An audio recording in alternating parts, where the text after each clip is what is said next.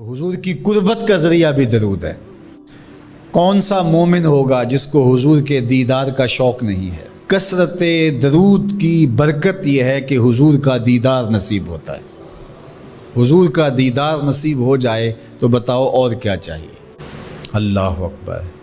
फरमाया जो मेरे ऊपर एक मर्तबा दरूद भेजता है अल्लाह उस पर 10 रहमतों का नज़ूल फरमाता है। और एक हदीस में आया जो एक मर्तबा मेरे ऊपर दरूद भेजता है अल्लाह उसके 10 गुनाह माफ़ करता है, 10 दर्जे बुलंद करता है और 10 रहमतों का नज़ूल फरमाता है। तो दरूद पढ़ा हुजूर पे काम अपना बन रहा है। तो दरूद पढ़ने से इंसान का बातिन संवरता है, अंदर पाकीज़गी नसीब होती है, गुनाह धुलते हैं, ऐब धुलते हैं, परेशानियां ख़त्म होती हैं, मुसीबतें, आलाम, मसाइब, दुख, टेंशन, परेशानी जो कुछ भी है ये ख़त्म होता है। और दरूद पुरसुकून बना देता है इंसान को। राहत बख्श है वजीफ़ा, सुरूर अंगेज़ है ये वजीफ़ा, नूर बेज़ है ये वजीफ़ा, माहौल में शगुफ्तगी पैदा कर देता है। अगर दरूद शरीफ पढ़ोगे तो तुम्हारी बहुत सारी परेशानियां ख़त्म हो जाएंगी, तुम्हारे दुखों का मदावा होगा, तुम रिलैक्स हो जाओगे दरूद पढ़ने। ये दरूद शरीफ की बरक़ात हैं। एक मर्तबा दरूद पढ़ने से 10 रहमतें नाजिल होती हैं। और जो बार बार हुजूर पे दरूद पढ़ता है तो बताओ कि कितना बड़ा ज़ख़ीरा रहमतों का उसके अतराफ़ में फैल गया। तो इसलिए कसरत के साथ दरूद पढ़ना चाहिए। हुजूर अलैहिस्सलाम ने यह भी इरशाद फरमाया कि जो मेरे ऊपर दरूद पढ़ता है मेरे ऊपर लाज़िम है कि मैं उसकी शफ़ाअत करूँगा। शफ़ाअत रसूल के हुसूल का ज़रिया दरूद बनता है, चूँकि हमारा आसरा ही हुजूर की शफ़ाअत है। वो दामन शफ़ाअत खोलेंगे तो हम गुनाहगारों का काम बनेगा। और वो नसीब कैसे होगी हुजूर अलैहिस्सलाम की शफ़ाअत? कसरत दरूद से। ये भी इरशाद फरमाया आका करीम ने, क़यामत के दिन मेरे सबसे ज़्यादा करीब वो होगा जो कसरत के साथ मेरे ऊपर दरूद पढ़ने वाला हो। अल्लाह का फ़रिश्तों की मजलिस में हुजूर की सना करना ये दरूद है। हुजूर की मदह फरमाना, महबूब की शानों को बयान फरमाना। ये सही बुखारी में सलात का तर्जुमा हज़रत अबूल आलिया रज़ियल्लाहु ताला अन्हो से किया गया है। तो फिर दरूद का मफ़हूम बहुत वसी है। हुजूर की मदह व तौसीफ़, हुजूर के हुस्न का बयान, हुजूर के ख़साइल का उन्वान, आका करीम के शमाइल का तज़करा, हुजूर अलैहिस्सलाम के फ़ज़ाइल की बातें, हुजूर की अज़मतों का उन्वान, ये सब कुछ दरूद के ज़ुमरे में आता है।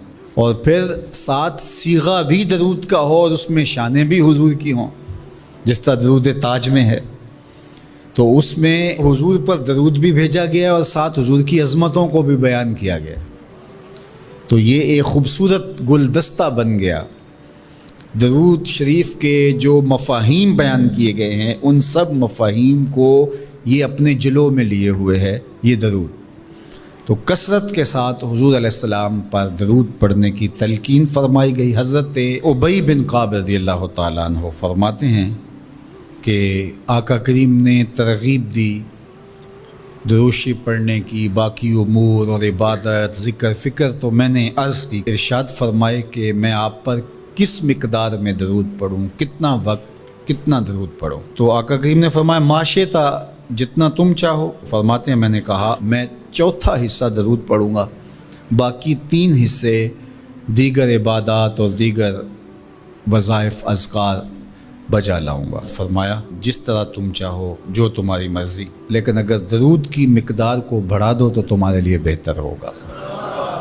तो मैंने कहा अन्निस्फ़ा, मैं आधा वक्त दरूद पढ़ा करूँगा और बाकी चीज़ें बाकी आधे वक्त में करूँगा। फरमाया जिस तरह तुम चाहो, लेकिन अगर दरूद की मिक़दार को बढ़ा दो तो तुम्हारे लिए बेहतर होगा। मैंने कहा कि हुज़ूर मैं 2 हिस्से दरूद पढ़ूँगा और 1 हिस्सा बाकी वज़ाइफ़ औरात बजा लाऊँगा। फरमाया जैसे तुम्हारा दिल चाहे, लेकिन अगर तुम दरूद की मिक़दार को बढ़ा दो तो तुम्हारे लिए बेहतर होगा। फरमाते हैं मैंने कहा हुज़ूर मैं पढ़ूँगा ही दरूद, सारा वक्त मैं आप पे दरूद ही पढ़ता रहूँगा। फरमाया फिर तुम्हारे सारे दुख, तकलीफ़, अज़ियतें, परेशानियाँ, उसके लिए ये दरूद किफ़ायत करेगा और तुम्हारे गुनाहों की मग़फ़िरत फरमा दी जाएगी।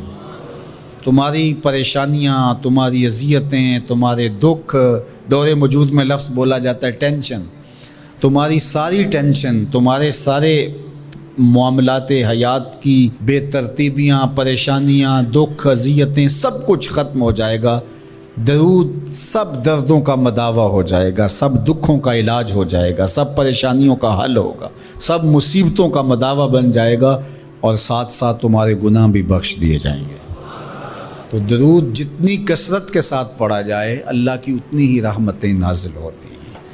تو باقی وظیفے، باقی اوراد وہ بھی فضل و شرف والے ہیں، لیکن حضور نے فرمایا کہ پھر تمہارے لیے ایک درود ہی کافی ہو جائے گا۔